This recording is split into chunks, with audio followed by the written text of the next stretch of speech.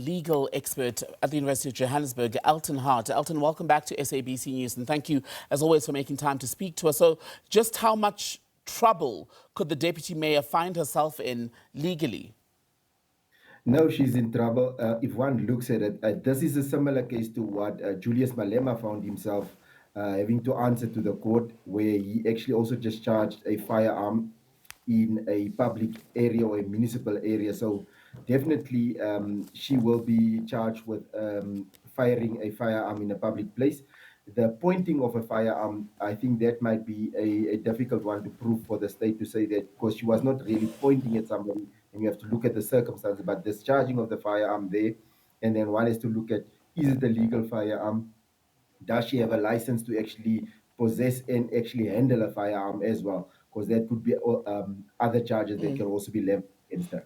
Let's speak about why, Elton, it is illegal in this country to fire or discharge a firearm in the way in which the deputy mayor appears to have done in the video that we've seen.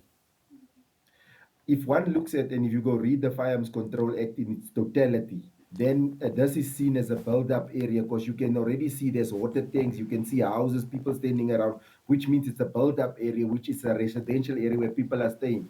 Because a stray bullet can go through a roof, can get through a car's window. So that in itself, under the Firearms Control Act, is not a safe manner in handling your firearm. So under that circumstances, that makes it then a offense, because as a firearm owner, there is certain regulations. When discharging a firearm, you need to check that the environment is safe. And there you can clearly see from the video that there's people standing there chanting and clapping hands. They might be happy, but that's a very dangerous situation there. Nokuthula Kolwapi now claims in a statement that what we see her firing is in fact a replica or a toy gun. I'm not sure if the two are exactly the same. In what ways does that, if it is true, change the picture, and how will it have to be tested?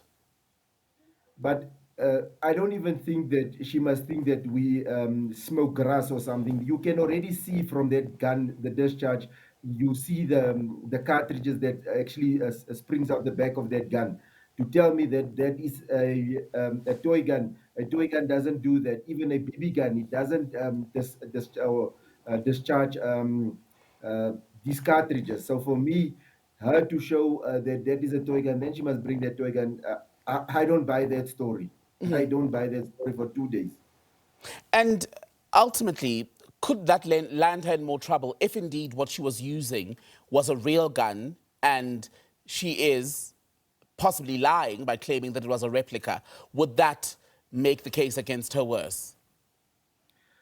Already one needs to look at the firearms control. Already, even if it's a toy gun in South Africa, if you sort of have take out a toy gun and it's in a threatening manner, and the circumstance you need to look at when they do this, even with a toy gun, you do that and you maybe point people with a toy gun, it might even lend you some jail time, because the person, the victim, can perceive it as dangerous and fear for their life, which you can be charged with for assault, brandishing of a firearm, those type of things. But here in this circumstances, that you can see from the video footage, not good quality, but you can see that that's a real gun. So she faces more serious and severe charges. And the fact that it's a real gun makes it just worse. And also the position that she holds within government, she is, there's a higher scale or a test that is applied to her, because it's not just the layman's test. Now it's going to be, you are office bearer, you should know better, because you sit in legislatures